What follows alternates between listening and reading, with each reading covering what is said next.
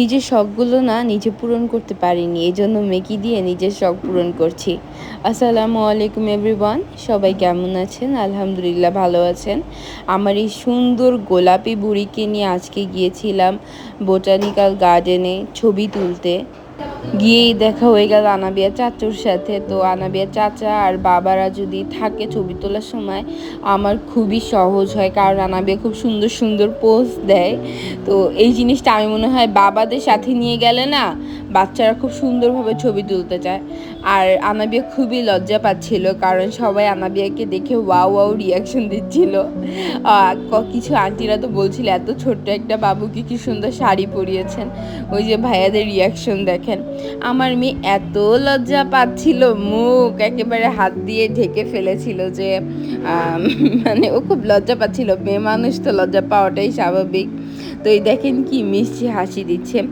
আরেকটা কথা না বললেই না, আমরা যারা মিরপুরে থাকি তারা যদি ছবি তুলতে চান না, বোটানিক্যাল গার্ডেনে চলে আসতে পারেন, কারণ এখনের বোটানিক্যাল গার্ডেন অসম্ভব সুন্দর, অসম্ভব সুন্দর। তো আমরা ছবি তুলতে যে প্লেসে যাব সেখানে যাওয়ার আগে আনাবিয়াকে কিছু চকলেট, তারপর হচ্ছে পানি কিনে নিয়ে যাচ্ছিলাম। আমি পানি আনতে ভুলে গিয়েছিলাম। তো এখানে কিছু চকলেটস, আনাবিয়ার পছন্দ মতো কিছু চকলেটস, কিটক্যাট এগুলো নিয়ে যাচ্ছিলাম, কারণ ও ছবি তুলতে তুলতে মাঝে মধ্যে যদি চকলেট ওকে দেই যে নাও মা তুমি খাও, তাহলে আরেকটু পোজ দেয়। অনেকেই দেখি কি ছবির সময় খালি ছবিতে কমেন্ট করে নিচ্ছে যে বাচ্চাকে এত চকলেট কেন দেন।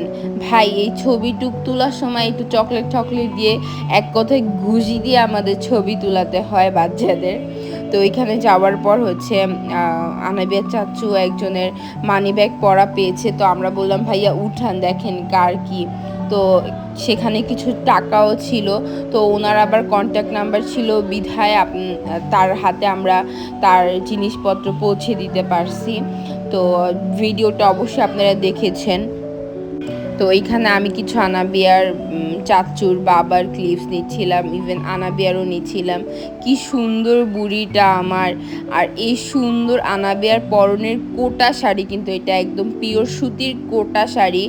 আমার আম্মু এই শাড়িটা দেখে বলেছিল যে এই শাড়ি আমরা আগে পরেছিলাম, কারণ আমার মার যখনই আমাদের আম্মাদের সময় এই শাড়িগুলি খুবই ভালো চল ছিল, কোটা শাড়ি।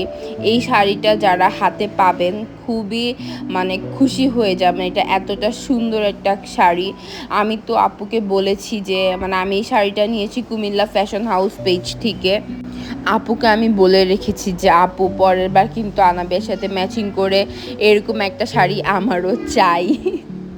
শাড়িটির সাথে খুব সুন্দর একটা বেল্ট পেয়ে যাবেন, তারপর ব্লাউজ, শাড়িটা কিন্তু রেডিমেড থাকবে, ব্লাউজের ডিজাইনটাও খুবই সুন্দর। তো এই যে আমরা হচ্ছে ফ্যামিলি মেম্বার, আনাবিয়ার বাবার আনাবিয়া, মানে এরা দুজন তো হচ্ছে দুজনের জান পড়ান। তো আমি হচ্ছে এখান দিয়ে দুধ ভাত, মানে আমাকে তারা গোনাই ধরে না।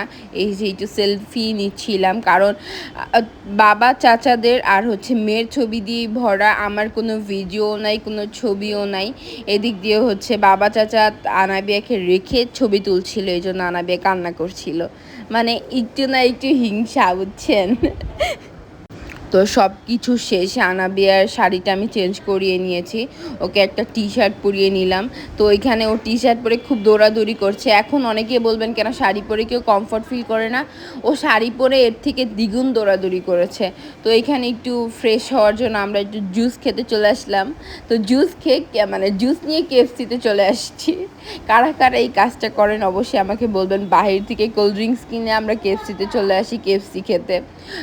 তো এখানে আমরা হচ্ছে ফ্রেঞ্চ ফ্রাই আর হচ্ছে চিকেন অর্ডার করে নিলাম। আনাবিয়ার ফ্রেঞ্চ ফ্রাই আর চিকেন খুবই পছন্দ কেএফসির। ভাই আমি কেএফসি প্রমোশন করে দিচ্ছি। তো আজকের ভিডিওটা এই পর্যন্ত। আনাবিয়ার 2টা পাইপ দিয়ে জুস খাচ্ছে। তো এইটা এনজয় করেন, আর ব্লগটা কেমন লেগেছে অবশ্যই জানাবেন। সবাই ভালো থাকবেন। আল্লাহ হাফেজ।